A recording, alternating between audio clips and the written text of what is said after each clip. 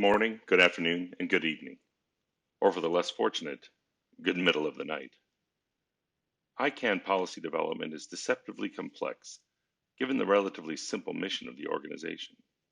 It's easy to miss the big issues when we're buried in the little ones. As the only representatives of the interests of individual end users, it's critical that we do not lose focus. Instead, we must identify the biggest issues facing those individual users and be persistent advocates for improvement in those areas. Perhaps the most pernicious threat to end user interests is DNS abuse. Today, we're going to talk about DNS abuse so that it becomes a part of every conversation we have in the ICANN community. Instead of the old expression, "What have you done for me lately?"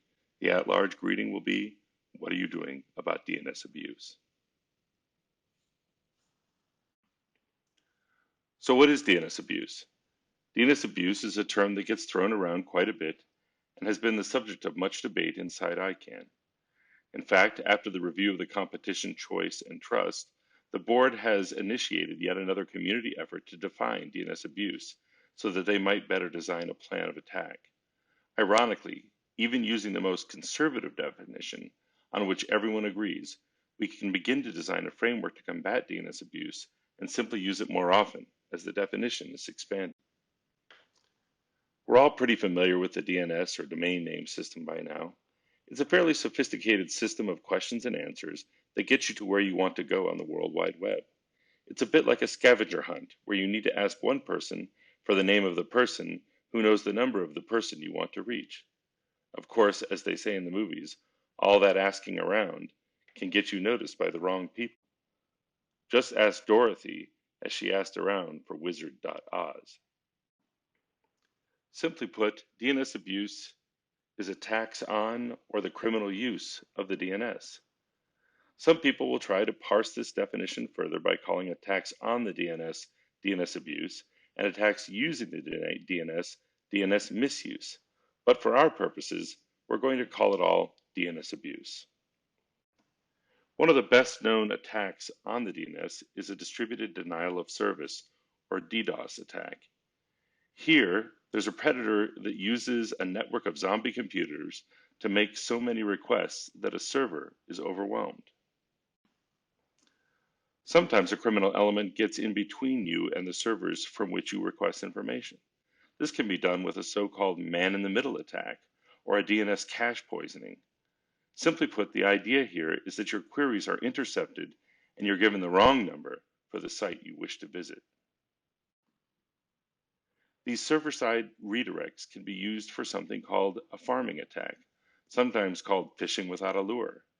Here, you're simply redirected to a site that looks like the one that you intended, but is just set up to capture your login credentials. You think you're logging into your bank, but really you're just filling in a form for hackers to go and use on the real bank website. One of the most common abuses using the DNS is phishing. A far less technical way to get you to the wrong server is simply to ask you to go.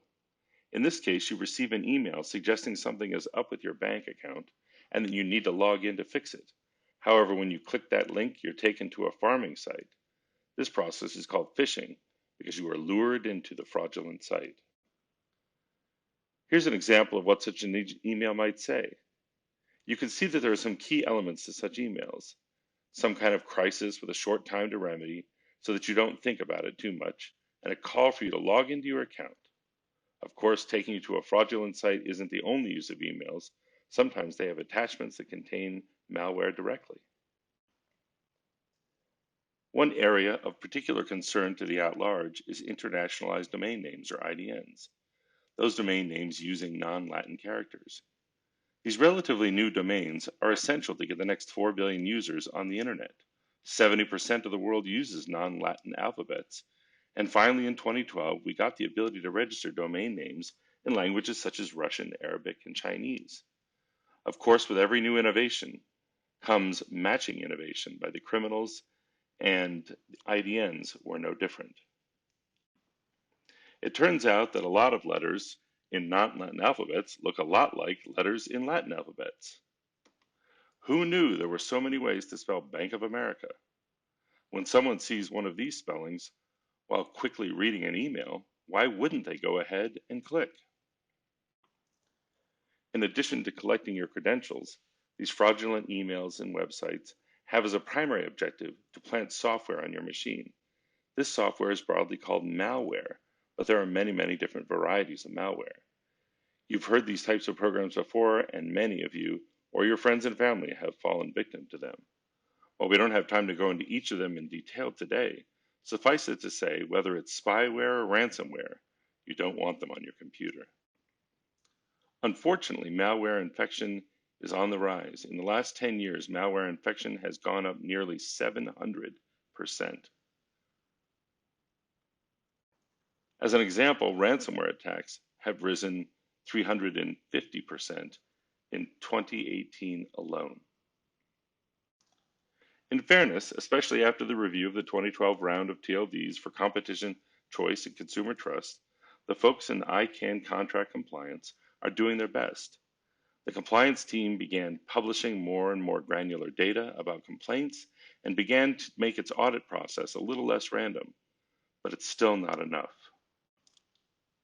You might have heard something called the Domain Abuse Activity Report, which ICANN began a few years ago.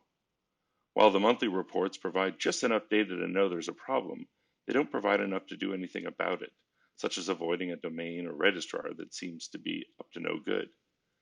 However, using DAR, we can determine that the percentage of infected abuse has gone down less than 1% since its inception 2 years ago. So we can all agree that DNS abuse is a major problem for individual users. But what can the at-large do? The at-large will take a two-pronged approach to combating DNS abuse: outreach and ICANN policy development. The at-large will develop education materials for end users to better protect themselves against DNS abuse. The at-large is unique in its structure, making it possible to distribute information to the regional at-large organizations or RALOs, who in turn can distribute those materials to the at-large structures, each of which have individual members to which they can finally distribute the materials. The at-large has been developing this network for years, and what better use than to protect users from criminals on the internet? There are a number of messages we can deliver to help people avoid the traps being set for them every day. It's the enduring irony that criminals get most of the information they need from users not by being clever computer engineers, but, like in the movies, by being clever social engineers. In short, if they want your password, they basically just ask for it. This was true before the internet, and it remains true today. The at-large need to educate users to be on the lookout for news that's too good or too bad to be true. There are always ways to figure out whether an email is a fraudulent one or not. We'd like to make fun of those phishing emails because of their bad grammar. What we don't realize is that bad grammar is intentional.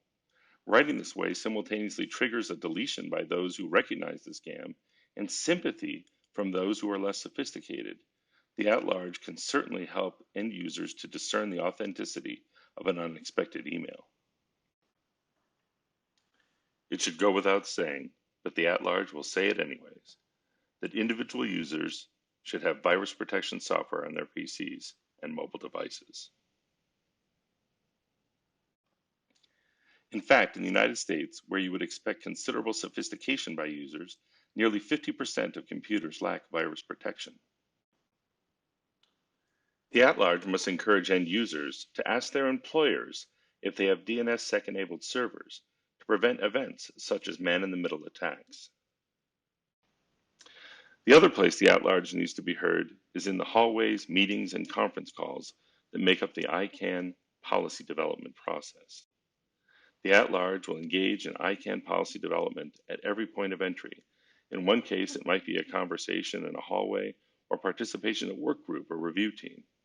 We will actively engage in advocacy for reforms both inside ICANN and among the businesses that serve end users, such as registrars and registries. In other words, if someone asks us about the weather, we will stick out our hand, look up at the sky, and say, "It feels like DNS abuse." Thankfully, we're not alone. The majority of the ICANN community is concerned about DNS abuse and hesitant to allow a new round without significant reform. There's simply no way that a minority of voices should be able to drive ICANN to a new round without real buy-in from the rest of the community. The at-large has and will continue to partner with other groups within the ICANN community to sound the alarm regarding DNS abuse and actively promote reform. Our first task is to simply hold the line. There should be no new round until DNS abuse is addressed in a meaningful way. Compliance needs a holistic view of DNS abuse. They cannot simply react to complaints, but must use their audit power to recognize high percentages of abuse and take action against TLDs, registries, and registrars who are part of the problem. We need to limit volume registrations because there's a high correlation to DNS abuse. Of course, there are legitimate uses for bulk registrations, and such uses will only increase with the Internet of Things. But the at-large will continue to advocate for increased friction for such activity, perhaps requiring authentication as a legitimate bulk registrant. The CCT review team and consequently the security and stability review team have both suggested that ICANN design incentives to adopt best practices. The at-large will continue to advocate for such incentives. Certainly more research can be done and has been recommended by the CCTRT, the SSRT, and ALAC, and now VeriSign. There's now essentially $20 million more in the budget to invest in security and stability of the DNS.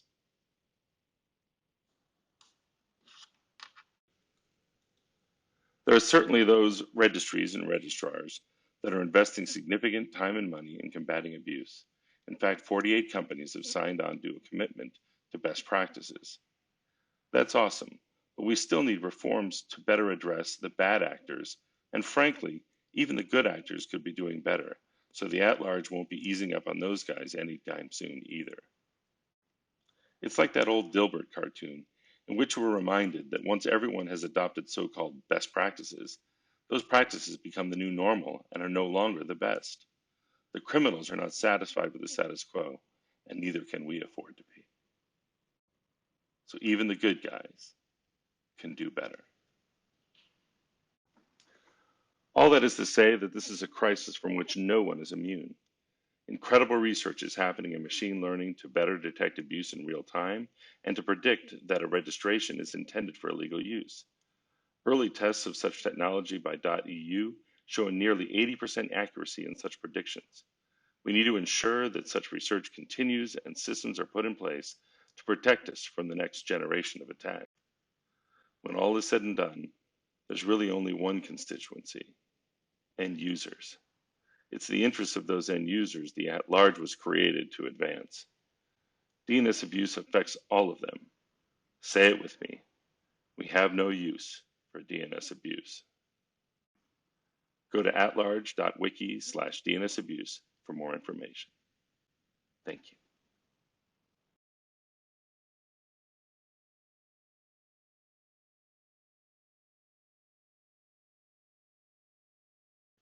Thank you.